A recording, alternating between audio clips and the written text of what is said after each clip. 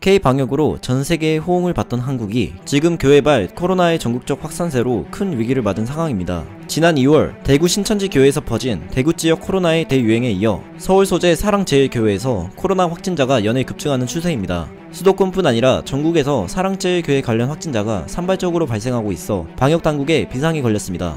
지난 광복절 광화문에서 열린 사랑제일교회 정광훈 목사가 주축이 된 대규모 집회에 그를 추종하는 많은 신도들과 정치인들이 참여하였고, 이에 따라 교회발 감염이 집회로까지 이어졌습니다. 이에 방역당국은 수도권의 사회적 거리두기를 2단계로 격상시켜 방역모범국답게 발빠른 대응을 이어갔습니다. 그런데 코로나 대응 모범국인 한국의 위기 상황을 기다렸다는 듯이 반응을 보인 사람이 있습니다. 바로 미국 대통령 도널드 트럼프입니다. 트럼프 대통령은 백악관에서 열린 언론 브리핑에서 자국의 코로나 확진자 수가 크게 줄었고 전체 사망자 중 44세 이하 비중은 2.7%에 불과하다며 미국의 코로나 대응에 대한 자화자찬을 이어갔습니다. 트럼프의 해당 발언은 일부분을 강조한 것이어서 사실관계를 왜곡할 뿐 아니라 11월 대통령 선거를 앞두고 자신의 지지율을 의식한 발언이었습니다. 존스 홉킨스 대학에 따르면 미국의 전체 확진자 수는 현재 557만 3,501명이며 사망자는 17만 4,248명에 이른다고 발표했습니다. 이는 미국의 상황은 여전히 심각하며 전 세계에서 확진자와 사망자 수가 가장 많은 나라임이 통계로서 증명됐습니다. 상황이 이런데도 트럼프는 이른바 방역 모범국으로 평가받는 한국과 뉴질랜드를 언급하며 끝났다라는 발언을 반복하며 비아냥거렸습니다. 이는 한국이 코로나의 전국적 확산으로 인한 대유행의 기로에 선 것은 사실이나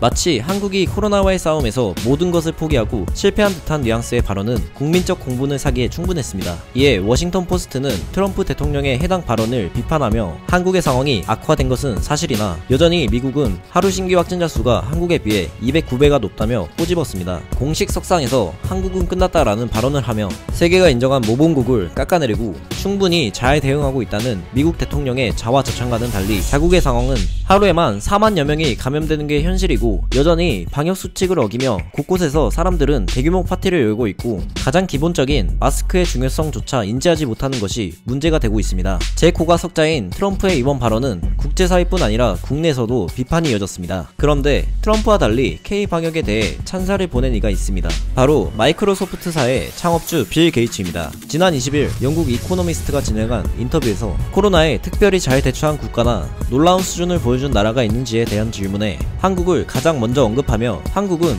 일부 감염이 발생했지만 접촉자 추적 및 행동 변화에 매우 진지하게 접근했다며 또한 미국과는 달리 한국 정부는 민간 기업들을 동원해 방역 수준을 전속력으로 끌어올렸다면서 한국의 신속한 대처에 호평을 이어갔습니다. 빌 게이츠의 이와 같은 발언은 K방역의 신뢰성과 우수성을 다시 한번 전 세계인에게 인증한 셈입니다. 최근 한국과학기술원 카이스트의 박용화 기계공학과 교수팀이 SM 인스트루먼트와 함께 실시간으로 기침 소리를 인식하고 기침하는 사람의 위치를 이미지로 표시해주는 이른바 기침 인식 카메라를 개발했다고 밝혔습니다. 기침 소리와 기침하는 사람의 위치, 기침 횟수 등을 실시간으로 추적하고 기록도 가능한 기침 인식 카메라는 밀집한 공공장소에서 전염병의 유행을 감지할 수 있도록 하여 코로나의 가장 대표적인 증상인 기침으로 인한 전파력을 판단하고 통제하는데 활용도가 높을 것이어서 전 세계에 또 한 번 새로운 K방역 모델을 제시할 것입니다. 이처럼 전 세계가 주목하는 한국의 위기 상황에 한국이 지난 7개월간 보여준 코로나와의 싸움에서 K방역이라는 모델을 전 세계인에게 알려 큰 호응을 얻고 위기를 기회로 전환해 한 단계씩 극복할 수 있었던 것은 대다수 국민들의 이해와 협조가 밑바탕이 되어 방역 당국을 신뢰하고 포스트 코로나 시대를 받아들이며 다같이 극복하자는